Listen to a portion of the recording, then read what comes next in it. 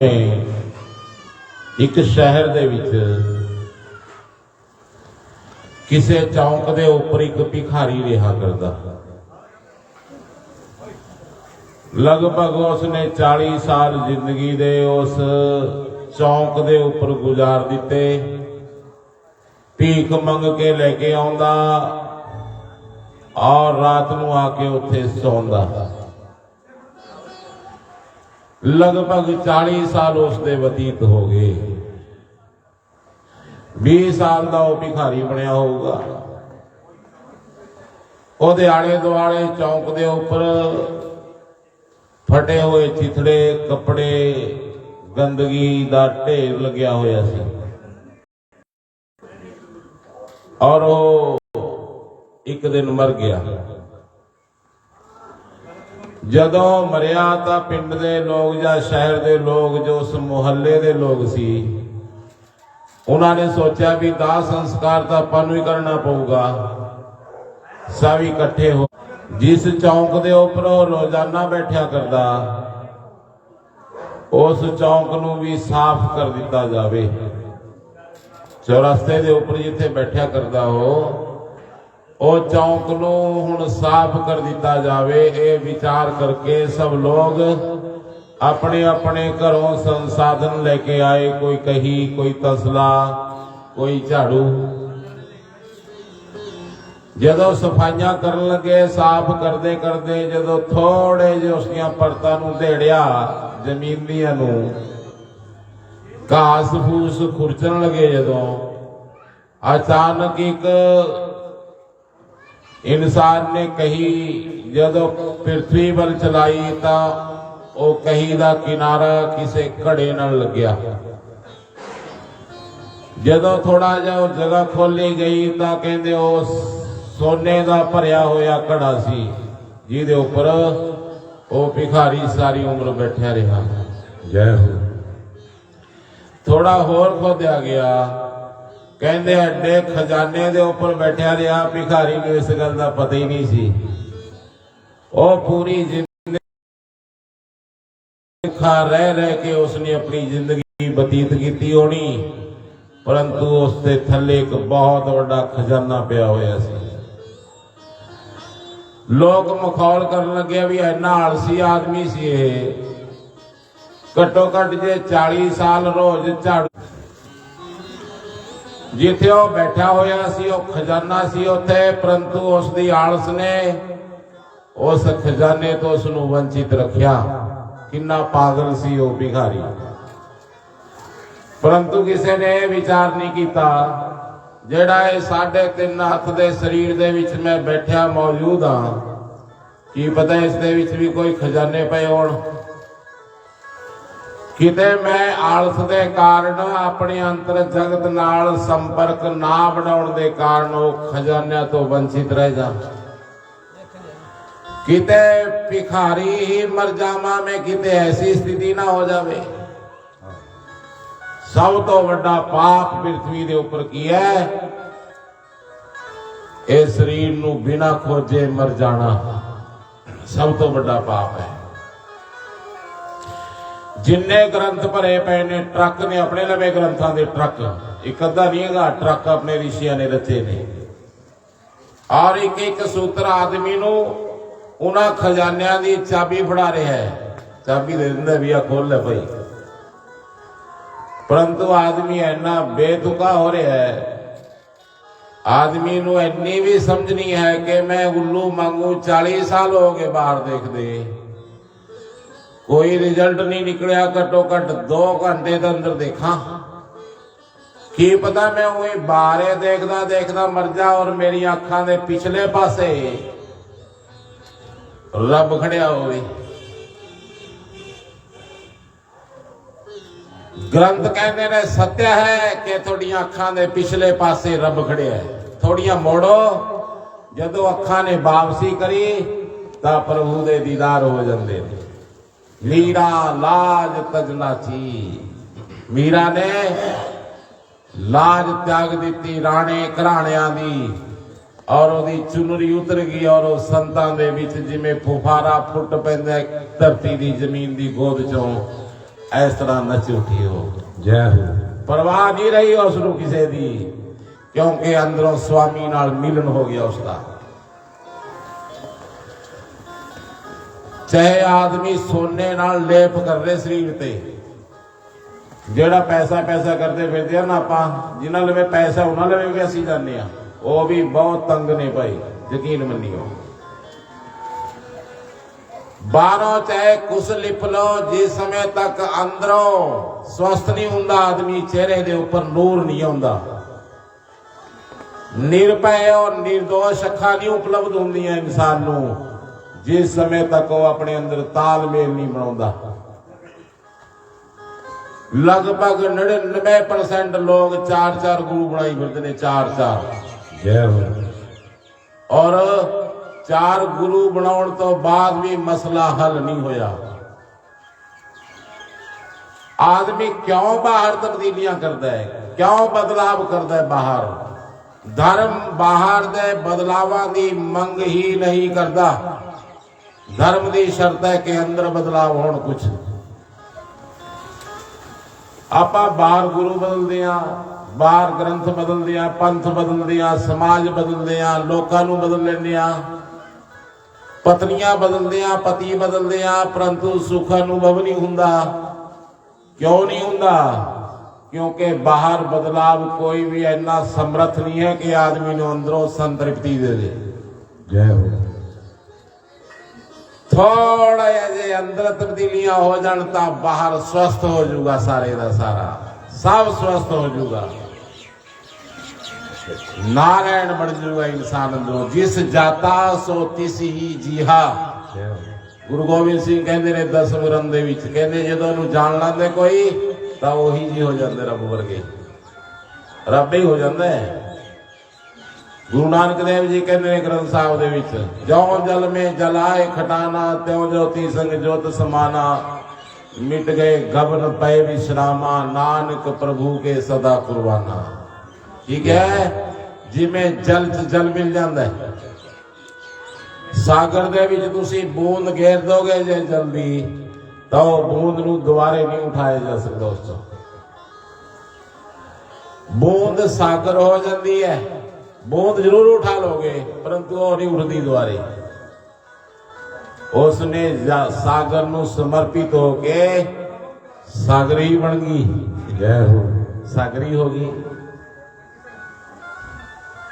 ऐसे तरह ही रब नू समर्पित होके आदमी रब ही हो जाता है। कितनी वधिया गल है। जे रब नू सरेंडर कर दे इंसान तो रबे हो जाता है।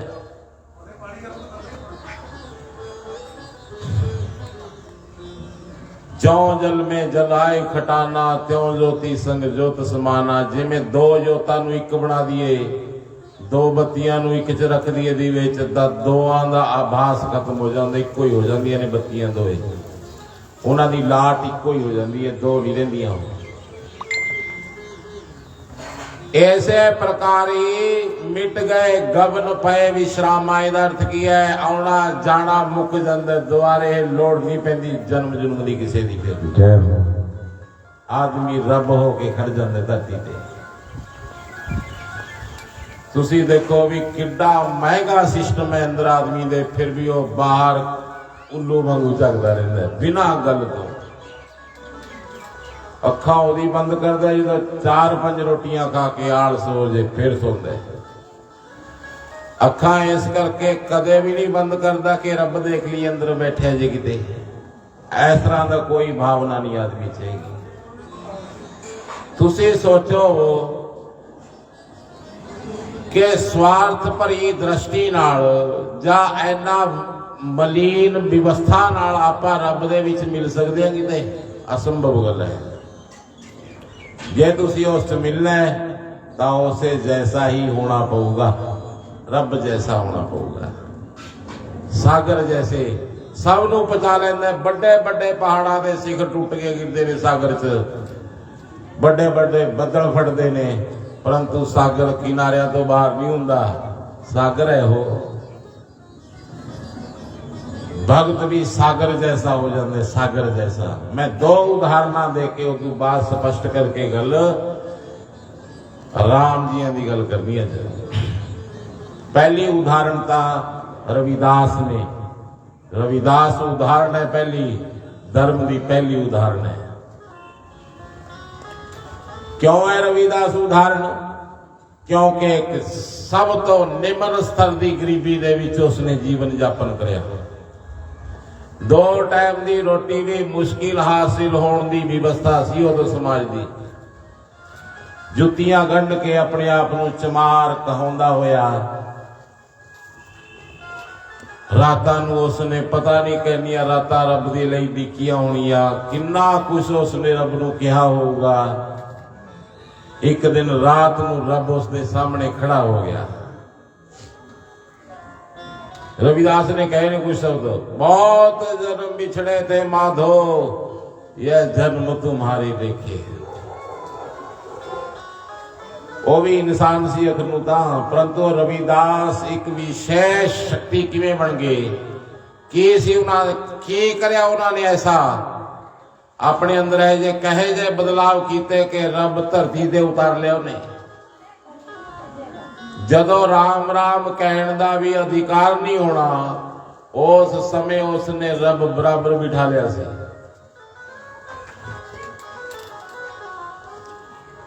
ਉਹਦੇ पास एक संत आए, रविदास जी के पास एक संत आ गए। संतां ने ਉਹਦੀ देखी स्थिति, कहते भगत जी थोड़े लवे लोग आउंदे ने सत्संग सुन, घटो घट घर दी ठीक बढ़ाओ, चाह पानी की व्यवस्था तो हो जाए। मैं सोनू पारस दिना, पारस फड़ो, ये पारस ले लो, ਇਹਦੇ ਨਾਲ ਤੁਸੀਂ किन्ने भी लोहे नूं सोना बना सकते हो, पैसे बट के जिन्ने मर्जी ला के अपना घर बनाओ। पहला रविदास जी ने पारस छूया भी नहीं, हाथ भी नहीं लगाया और कहता उत्थे टंग जा। 2.5 साल बाद संत आया, उसने देखा रविदास उत्थे बैठे ने उसे स्थिति दे विच। आश्चर्य चकित हो के उस संतां ने कहा पारस दा नहीं करया कुछ, वही स्थिति च बैठे हो। उन्होंने क्या केड़ा पारस, केड़े पारस की गल करते हो बाबा? कहते देख मैं 2.5 साल पहला आया सी, वो खुंजे च रख के गया सी। रविदास कहते उत्थे पिया होना, देखो भला फरोल के। जो फरोल के देखा उत्थे पारस निकलिया। वो संतां ने कहा तुसीं वरत्या नहीं इहनूं? उन्होंने मुस्कुरा के कहा कहते लोड़ ही नहीं पई इहदी, जे लोड़ पै जाती तो बरतना भी कदे ना कदे। जय हो। तुसीं देखदे हो शहनशाही की है? शहनशाही यह है कि पारस पिया होवे थानू लोड़े ना होवे ओदी, वो है शहनशाही इंसान। और ओह रब जैसा इंसान है जिहड़ा पारस नू भी कह दे भी पीछे हट भाई पूर्णा। वाह जी। जे तुसी पारस दे कारण जा धन दे कारण जा पद दे कारण उसनू नमस्कारा हुंदियां ने, तां भुलेखे च ना रहियो कि थानू नमस्कारा हो रही ने। नहीं नहीं, वो पद नू हुंदियां। 20 किले जमीन दे सी, उसदे कल्ला मुंडा होया। एक मुंडा ऐसा दानी कि जेड़ा भी हथ जा जे दूसरे नू ही दे दिंदा सी, लै भी लै जा। सारे लोगों के कम आया, पूरे नगरी दे। गौशाला की सेवा दे विच रत रहा। समय का ऐसा चक्कर चलिया कि वह निर्धन हो गया, जमीन बिक गई। पता उन्होंने लोग हुण की कहते हैं, भैया कह के बुलाते हैं। ओदी जिहड़ी अंदरली शहनशाही है उसकी गल नहीं करते। मेरे कहने का अर्थ है जे सानू कोई जथेदार या बड़ा इंसान कह के मनुष्य जन्म नूं नष्ट ना कर ले आदमी। वो बड़े पड़े जड़ा वो कोई समाजिक व्यवस्था दे जिथे तुसी मौजूद हो। जो खोई गई तो कोई नहीं पूछता, कोई नहीं पूछता। फिर सो इस करके मेरे कहने का अर्थ एक उदाहरण यह है कि संतोष दे विच इन्ना रजिया होया हुंदा भगत। ऐसा तुसी ये देखो भी रविदास नामदेव दे सामने 72 वारी रब प्रगट होए। ਸ਼ਰਮਿੰਦਾ ਨਹੀਂ ਕਰਨਾ ਚਾਹੁੰਦਾ। ਭਗਤ ਤਾਂ ਕਹਿੰਦੇ ਮੈਨੂੰ ਲੈ ਲੈ, ਜੋ ਵੀ ਮੇਰੇ ਤੋਂ ਲੈਣਾ ਲੈ ਲੈ, ਪਰੰਤੂ ਮੈਨੂੰ ਕਦੇ ਇਹੋ ਜਿਹਾ ਨਾ ਖੜਾ ਦੀ ਆਪਣੇ ਸਾਹਮਣੇ ਕਿ ਮੈਂ ਹੱਥ ਜੋੜ ਕੇ ਕੁਛ ਮੰਗਦਾ ਫਿਰਾਂ। ਇਹ ਜਿਹੀ ਸਥਿਤੀ 'ਚ ਨਾ ਲੈ ਆਈ। ਇਹ ਹੈ शुद्ध धर्म की जो कीमी है, जो विज्ञान है। आमंग बच्चा अमंग बन जाता इंसान हो बिना मंग तो। ये नहीं है कि उसके पास सारा कुछ है, ना कुछ होंदे हुए भी वो धनी हुंदा है, क्योंकि वो किसी पद के कारण धनी नहीं है, ਉਹਦੇ ਵਿੱਚ अपनी समर्थ है। वो इस करके धनी है क्योंकि उसने अंतर जगत का धन कमाया है। उसने वो धन नहीं कमाया जो उसनों चकना पवे। एक कोई राजा सी, उसने दूसरे राजे ते चढ़ाई की। चढ़ाई दे विच उस राजे नूं हरा दिता, मार दिता। प्रजा नूं कहा कि भाई थोड़े नाल मेरी कोई दुश्मनी नहीं है, जे तुसी इस धरती ते रहोगे तो गुलामी कटनी पऊगी, नहीं फिर एक बारी जो समान चक के ले जा सकते हो ओह ले किते होर वग जाओ। कहते लोगों ने समान चक के सिर ते चल पे उथों। तुसी सोच सकते हो कि आदमी एक बारी जो चक के अपनी सारी जिंदगी का समान ले जाऊगा? नहीं ले जा सकता। फिर भी उन्होंने लोगों ने जो सब तो बद कीमती चीजा सी उन्होंने चक। बाबा गुणगुणाउंदा जा रहा सी, कोई दुख नहीं सी। बाबे ने कहा भाई एक मिनट मेरी गल सुन, तू भुलेखे जाए नहीं, बस तेरे और मेरे च यही अंतर है कि तय कमाया हो जो तेन छकना पै रहा भार बन गया तेरे ऊपर, मैं वो कमाया किते बग दिए मृत्यु तो पार साडे नाले होगा, छकण की लोड़ नहीं। भगवान की जय। इस करके एक उदाहरण हो रहा है जो मैं दे के इस प्रस्तुति को संपूर्ण करके फिर कथा शुरू करिए। दूसरी उदाहरण है कबीर जी की। कबीर जी जे सानू लोड़ है तो यह आटा सानू दे दिए। कबीर ने ओदी मारी अंदर आवाज अपनी पत्नी नू, ए लोई आटे की लोड़ है अपन अज? कहते उसने पीपा खड़काया अंदरों, कहा ना ना, और इसनू कहियो मेरी तरफों कि वो ना किते सिर ते चक्की फिरी जावे और कोई भुखा सो जे काशी दे विच, किसी नू जल्दी तो जल्दी पहुंचा दे जिसनू लोड़ है इसकी। जय हो। ऐसी भावना बन जाती है भगत की। एक सोच बना रखी है भी आ धर्म ये धर्म ध्रुव नहीं है, तो वही बनाई हुई गल्लां ने। जिस समय तक आदमी अंदर नहीं उतरता उस समय तक उसनू धर्म बारे ज्ञान ही नहीं होता। जय हो। ज्ञान किमें होगा? गुरु नानक देव जी किसी शिखर दे ऊपर खड़े ने, तुसी घाटी दे विच खड़े हो, जो कह रहे ने समझ आउणी नहीं जिस समय तक आदमी वो शिखर ते नहीं जाता जिथे वो खड़े हुए ने। फिर समझ आउणगी ओहदियां गल्लां। एक मिस्त्री सी, एक ओहदे नाल दिहाड़िया सी, दोवां दा प्रेम हो गया।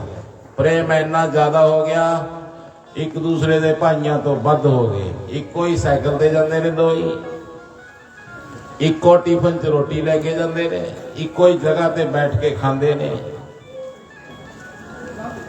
एक दिन कम करते करते सज्जे हथ वाली तेसी भगा के मारी और उस हाथ नूं पकड़ लिया जिहदे उपर तेसी लगी हुई सी।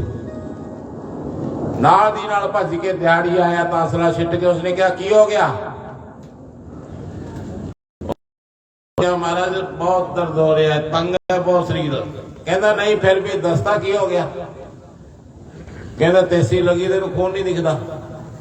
कहता ये पूछता तै चेहरा है जा क्यों बना रखे जहर बन गया है जा की हो गया? कहता बहुत दुख हो रहा है। कहता बहुत ना दुख है, आधा किलो 2 किलो 10 किलो। मिस्त्री नूं गुस्सा आ गया, ਉਹਨੇ तेसी ਚੱਕੀ, ਉਹਦੀ ਉਂਗਲੀ ਧਰੀ ਬੱਟੇ ਦੇ ਉੱਪਰ, ਅੱਧੀ ਉਹਨੇ ਲਾਦੀ ਨਾਲ ਦੀ ਨਾਲ। ਉਹਨੇ ਵੀ ਉਸੇ ਪੋਜੀਸ਼ਨ ਜੱਤ ਫੜ ਲਿਆ। ਕਹਿੰਦਾ ਹੁਣ ਇੰਨਾ ਹੈ ਮੈਨੂੰ ਵੀ ਤੈਨੂੰ। ਇੱਕ ਮਸਤੀ ਦੀ ਜਿਹੜੀ ਗੱਲ ਕਰਦੇ ਨੇ ਉਹ ਸ਼ਬਦਾਂ ਨਾਲ ਨਹੀਂ ਹੁੰਦੀ, ਉਹ ਵੀ ਤੁਸੀਂ ਸੁਣ ਲਿਆ ਯਾਦ ਕਰ ਲਿਆ ਉਹ ਤੁਸੀਂ ਹੋ ਗਏ। ਉਸ ਭਾਵਨਾ, ਉਸ ਮਨੋਦਸ਼ਾ, ਉਸ ਚੇਤਨਾ ਦੇ ਉਸ ਤਲ ਦੇ ਉੱਪਰ ਜਾਣਾ ਪੈਣਾ ਚਿੰਤਨ ਨੂੰ। ਫਿਰ ਉਹ ਖੁਮਾਰੀ ਦਾ ਅਨੁਭਵ ਹੁੰਦਾ ਹੈ। ਇਸ ਕਰਕੇ ਧਰਮ ਆਦਮੀ ਦੇ ਅੰਦਰੋਂ ਪੈਦਾ ਹੁੰਦਾ ਹੈ, ਬਾਹਰੋਂ ਤਾਂ ਸਿਰਫ ਪੋਚਾ ਪਾਚੀ ਹੁੰਦੀ ਹੈ ਕੋਈ ਤਕਰੀਬ, ਕਿਉਂਕਿ ਭੇਡ ਤਾਂ ਸਾਰੀ ਇੱਕੀ ਵਰਗੀ ਹੁੰਦੀ ਹੈ। ਆਦਮੀ ਤਾਂ ਪਛਾਣ ਹੋ ਸਕਦੀ ਹੈ, ਪਰੰਤੂ ਭੇਡਾਂ 'ਚ ਕੋਈ ਪਛਾਣ ਨਹੀਂ ਹੁੰਦੀ। ਫਿਰ ਉਹਨਾਂ ਨੂੰ ਪਛਾਣਦੇ ਕਿਵੇਂ ਨੇ? ਸਿੱਧਾ ਹਿਸਾਬ ਹੈ, ਕਿਤੇ ਮਹਿੰਦੀ ਲੱਗੀ ਹੁੰਦੀ ਹੈ, ਕਿਤੇ ਕਾਲਾ ਰੰਗ ਲੱਗਿਆ ਹੁੰਦਾ ਪਿੱਠ ਤੇ, ਉਹਨਾਂ ਨੂੰ ਪਛਾਣ ਲੈਂਦੇ ਨੇ। ਉਹ ਐਂ ਭੇਡਾਂ ਬਣ ਕੇ ਝੁੰਡਾਂ ਦੇ ਵਿੱਚ ਧਾਰਮਿਕ ਬਣਨ ਦਾ ਸਵਾਦ ਨਾ ਲਓ, ਤਾਂ ਭੇਡ ਇੱਕ ਤਰ੍ਹਾਂ ਦਾ। ਆਦਮੀ ਤੁਸੀਂ ਧਰਮ ਦਾ ਸਵਾਦ ਲੈਣਾ ਚਾਹੁੰਦੇ ਹੋ ਤਾਂ ਸਵੇਰੇ 2 ਘੰਟੇ ਲਾਜ਼ਮੀ ਆਪਣੇ ਲਈ ਖੜੇ ਹੋ ਰੋਜ਼। ਜੇ 5 ਵਜੇ ਕੰਮ ਕਰਦੇ ਹੋ ਤਾਂ 3 ਵਜੇ ਉੱਠੋ। ਕੰਮ ਕਰਨ ਤੋਂ ਪਹਿਲਾਂ ਆਪਣੀ ਪਿਆਸ ਬੁਝਾਉਣ ਦੀਆਂ ਸਕੀਮਾਂ ਬਣਾਓ ਅੰਦਰ। 2 ਘੰਟੇ ਰੋਜ਼ ਜੋ ਤੁਹਾਡੇ ਗੁਰੂ ਧਾਰਮਿਕ, ਜਿਵੇਂ ਇੱਕ ਗਿੱਦੜ ਸੀ, ਉਹਨੇ ਭੱਜੇ ਜਾਂਦੇ ਹੋਏ ਕੁੱਤੇ ਪਿੱਛੇ ਪੈ ਗਏ। ਉਹ ਬਾਜ਼ਾਰ ਵੀ ਦੀ ਲੰਘਣ ਤਿਲਸ ਗਿਆ ਉਹਦਾ, ਉਹ ਜਿਹੜਾ ਚੁੰਨੀਆਂ ਰੰਗਦਾ ਹੁੰਦਾ ਲਾਰੀ, ਉਹਦੀ ਦੁਕਾਨ ਸੀ। ਕੁਦਰਤੀ ਉਹ 5-4 ਰੰਗ ਉਹਨੇ ਭੇ ਰੱਖੇ ਸੀ, ਉਹਦਾ 4-5 ਰੰਗੇ ਚਿੰਬੜ ਗਏ ਉਹਨੂੰ ਆਲੇ ਦੁਆਲੇ, ਕਿਉਂ ਗਿਰ ਗਿਆ ਉਹ। ਜਦੋਂ ਸੁੱਕ ਗਏ ਰੰਗ ਤਾਂ ਸ਼ੇਰ ਵਰਗਾ ਲੱਗਣ ਲੱਗਿਆ ਉਹ, ਕਿਉਂਕਿ ਰੰਗਿਆ ਗਿਆ ਉਹ। ਤੇ ਰੱਬ ਨੇ ਮ੍ਰਿਤਿੂ ਦਾ ਮੀਂਹ ਪਾਇਆ ਨਾ, ਉਹਦੇ ਸਾਰੇ ਰੰਗ ਉੱਡ ਜਾਣਗੇ, ਅਸਲੀਅਤ ਪ੍ਰਗਟ ਹੋ ਜਾਊਗੀ। ਉਹੀ ਗਿੱਦੜ ਕੀ ਹੈ ਉਹ ਅਸਲ ਦੇ ਵਿੱਚ? ਸ਼ੇਰ ਹੈ ਜਾਂ ਬਾਕੀ ਉਹ ਗਿੱਦੜੇ ਫਿਰਦਾ? ਇਸ ਕਰਕੇ ਗ੍ਰੰਥ ਕਹਿੰਦੇ ਨੇ ਧਰਮ ਦੀ ਘੁੱਟ ਭਰ ਕੇ ਉਸ ਦੀ ਸੰਤ੍ਰਿਪਤੀ ਲੈ। ਉਹ ਇਹਨਾਂ ਕੁਲੀਆਂ ਕਰਦਾ ਫਿਰੀ ਜਾ, ਕੰਠ ਤੱਕ ਦਾ ਜਾਣਦੇ ਘੱਟੋ ਘੱਟ ਮਿਠਾਸ ਤਾਂ ਆਵੇ, ਉਹੀ ਤਾਂ ਧਰਮ ਹੈ। ਹੁਣ ਲਗਭਗ ਬਹੁਤ ਲੋਕ ਧਾਰਮਿਕ ਹੁੰਦੇ ਹੋਏ ਫਿਰ ਕਹਿੰਦੇ ਨੇ ਅਸੀਂ ਤਾਂ ਮੰਨੋ ਹਟ ਗਏ ਜੀ। ਵੀ ਤਾਂ ਮੰਨੀ ਨਹੀਂ ਹੈਗਾ, ਜੇ ਤੂੰ ਹਟ ਗਿਆ, ਹਟਣ ਦਾ ਤਾਂ ਮਤਲਬ ਹੀ ਨਹੀਂ। ਜੇ ਕੋਈ ਲਾਈਟ ਨਾਲ ਲੱਗ ਜਾਓ, ਕਹਿੰਦੇ ਜੀ ਮੈਂ ਫੜਤਾ ਲਿਆ ਦੀ, ਮੈਂ ਛੱਡਤੀ, ਫਿਰ ਐ ਥੋੜੀ ਹੁੰਦਾ ਹੈ। ਰੱਬ ਤਾਂ ਲਾਈਟ ਵਰਗਾ ਹੈ, ਜੇ ਤੁਸੀਂ ਉਹਦੇ ਸੰਪਰਕ ਚ ਆ ਗਏ ਫਿਰ ਨਹੀਂ ਛੱਡਦਾ ਤੁਹਾਨੂੰ। ਜੇ ਉਹੀ ਪੂਰਾ ਭਰਾ ਫਿਰੀ ਗਏ ਔਰ ਝੂਠ ਬੋਲਦੇ ਫਿਰਦੇ, ਮੈਂ ਲਾਈਟ ਨਾਲ ਲੱਗਿਆ ਦੀ, ਫਿਰ ਲੋਕਾਂ ਨੂੰ ਪਤਾ ਵੀ ਝੂਠ ਬੋਲਦਾ ਭਾਈ, ਕੋਈ ਲਾਈਟ ਨਾਲ ਨਹੀਂ ਲੱਗਿਆ। ਇੱਕ ਬਹੁਤ ਵੱਡੇ ਆਸ਼ਰਮ ਦੇ ਵਿੱਚ ਅਸੀਂ ਬੱਗੇ, ਅਸੀਂ ਗਏ ਤੇ ਗਊਆਂ ਦੇਖਣ ਵਾਸਤੇ। ਆਪਾਂ ਨੇ 300 ਗਊਆਂ ਰੱਖੀਆਂ ਹੋਈਆਂ ਨੇ ਗਊਸ਼ਾਲਾ ਦੇ ਵਿੱਚ ਰੋਕੜੇ। ਮੈਂ ਗਊਆਂ ਦੀ ਮਹਿਮਾ ਬਹੁਤ ਸੁਣੀ ਸੀ ਉਸ ਆਸ਼ਰਮ ਬਾਰੇ। ਮੈਂ ਬੱਗਿਆ, ਮੇਰੇ ਨਾਲ 2 ਸੰਤ ਸੀ। ਤਾਂ ਉਹ ਜਿਹੜਾ ਬਾਬਾ ਸੀ, ਉਹਨਾਂ ਨੇ ਸਾਡੀ ਵੱਡੀ ਸਾਰੀ ਗੱਡੀ ਦੇਖ ਕੇ ਸੋਚਿਆ ਵੀ ਬਹੁਤ ਵੱਡੇ ਵੱਡੇ ਭਾਈ ਆ ਗਏ ਚੇਲੇ ਦਾ। ਨਾਲ ਦੀ ਨਾਲ ਬਾਬੇ ਨੇ ਸਾਨੂੰ ਬਿਠਾ ਲਿਆ ਔਰ ਕੁਰਸੀਆਂ ਤੇ ਬਿਠਾ ਕੇ ਉਹਨੇ 20 ਮਿੰਟ ਸਾਡੀ ਕਲਾਸ ਲਾਈ ਬਿਨਾਂ ਗੱਲ ਤੋਂ। ਆਏ ਜੀ ਰੱਬ ਫਲਾਣਾ ਜੀ, ਦਿਗੜਾ ਜੀ। ਮੈਨੂੰ ਹੱਥ ਜੋੜ ਕੇ ਕਿਹਾ, ਬਾਬਾ ਅਸੀਂ ਰੱਬ ਵਾਸਤੇ ਨਹੀਂ ਆਏ, ਅਸੀਂ ਤਾਂ ਗਊਆਂ ਵਾਸਤੇ ਆਏ ਆ। ਸਾਨੂੰ ਤਾਂ ਗਊਆਂ ਦੀ ਦਰਸ਼ਨ ਕਰਨੇ ਆ। ਅਸੀਂ ਰੱਬ ਦਾ ਜਿਹੜਾ ਤੁਹਾਡੇ ਬਣਾ ਰੱਖਿਆ ਉਹਨੂੰ ਆਪਦੇ ਲਵੀ ਰੱਖ ਲਓ ਔਰ ਸੁੰਗਲ ਪਾ ਕੇ ਰੱਖੋ, ਜੇ ਖੁੱਲ ਗਿਆ ਕੋਈ ਹੋਰ ਲੈ ਜੂ ਚੱਕ ਕੇ। ਤਾਂ ਮੈਨੂੰ ਕਹਿੰਦਾ ਤੂੰ ਚੁੱਪ ਰਹਿ, ਤੈਨੂੰ ਨਹੀਂ ਪਤਾ, ਤੂੰ ਬੈਠ। ਮੈਂ ਫਿਰ ਚੁੱਪ ਕਰ ਗਿਆ। मैंने कहा माँ बाबा चल मेरी गल तो सुन ले, तू एक बारी ते अद्धा घंटा हो गया, तू मेरी एक गल तो सुन ले, उस बाद सुना दी सारी गल्लां। क्योंकि वो जिहड़े श्लोक कह रहा सी संस्कृत दे विच, ਉਹ ਸੰਸਕ੍ਰਿਤ ਦੇ ਸ਼ਲੋਕ ਪੰਜਾਬੀ ਦੇ ਵਿੱਚ ਮਤਲਬ ਸੰਸਕ੍ਰਿਤ ਕਾਪੜੇ ਚੌਦਾ ਕਰਕੇ ਮਤਲਬ ਮੈਨੂੰ ਸੰਭਾਲਿਆ ਸੀ ਸਾਰੀਆਂ। ਮੈਨੂੰ ਕਹਿੰਦਾ ਗੱਲ ਪੂਰੀ ਹੋ ਜਾਣ ਦੇ ਮੇਰੀ। ਮੈਂ ਕਿਹਾ ਬਾਬਾ ਕਹੀ ਜੀ ਗੱਲ ਕਰਦੇ, ਇਹਨੂੰ ਤਾਂ 4 ਯੁੱਗ ਹੋ ਗਏ ਕਹਿੰਦੇ ਕਹਿੰਦੇ ਕਿਸੇ ਤੋਂ ਪੂਰੀ ਨਹੀਂ ਹੋਈ, ਤੂੰ ਕਿਵੇਂ ਪੂਰੀ ਕਰ ਦੇਗਾ ਇਸ ਗੱਲ ਨੂੰ? ਹਰੀ ਅਨੰਤ ਹਰੀ ਕਥਾ ਅਨੰਤਾ, गावे वेद प्राण श्रुति संता। आनंद है वो, उसनू क्या नहीं कहा जा सकता उसनू। बुद्ध ने 40 साल तक उसनू क्या, बुद्ध कहने लग्या भी उसनू क्या नहीं जा सकता एक दिन। चेले कहते 40 साल हो गए, कहते ने तुसीं कहते क्या नहीं जा सकता। फिर पहला की कर रहे सी? 40 साल तो हो गए कहते नू, और तुसीं कह रहे हो अज कि क्या नहीं जा सकता। 40 साल फिर तुसीं की कहा है? बुद्ध कहते 40 साल में यही कहता रहा भी उन्होंने कहा नहीं जा सकता। 40 साल में यही कहा तो उन्होंने तक एडी महम है उसकी। ਚਲੋ ਜੀ ਉਸਨੇ 20 ਮਿੰਟਾਂ ਬਾਅਦ ਸਾਨੂੰ ਮੈਨੂੰ ਕਹਿੰਦਾ ਹਾਂ ਬੋਲੋ ਪ੍ਰਸ਼ਨ ਕੀ ਹੈ, ਕੀ ਕਹਿਣਾ ਚਾਹੁੰਦੇ ਹੋ ਤੁਸੀਂ। ਮੈਂ ਕਿਹਾ ਮੈਂ ਪੰਡਤ ਆਦਮੀ ਆ, ਮੈਂ ਤਾਂ ਤੇਰੇ ਤੋਂ 2 ਪ੍ਰਸ਼ਨ ਪੁੱਛਣੇ ਨੇ, ਉਹਨਾਂ ਦੇ ਉੱਤਰ ਦੇ ਦੇ, ਮੈਂ ਤੇਰਾ ਚੇਲਾ ਬਣਨ ਨੂੰ ਤਿਆਰ। ਮੈਨੂੰ ਹੋਰ ਕੀ ਚਾਹੀਦਾ ਜਦੋਂ ਸਵਾਲਾਂ ਦੇ ਉੱਤਰ ਮਿਲ ਜਾਣ। ਕਹਿੰਦਾ ਬੋਲੋ। ਮੈਂ ਉਸ ਨੂੰ ਕਿਹਾ ਤੈਂ ਰੱਬ ਦੇਖਿਆ? ਪਹਿਲਾ ਪ੍ਰਸ਼ਨ ਹੈ, ਹਾਂ ਜਾਂ ਨਾ। उसने क्या हाँ मैं रब देखा।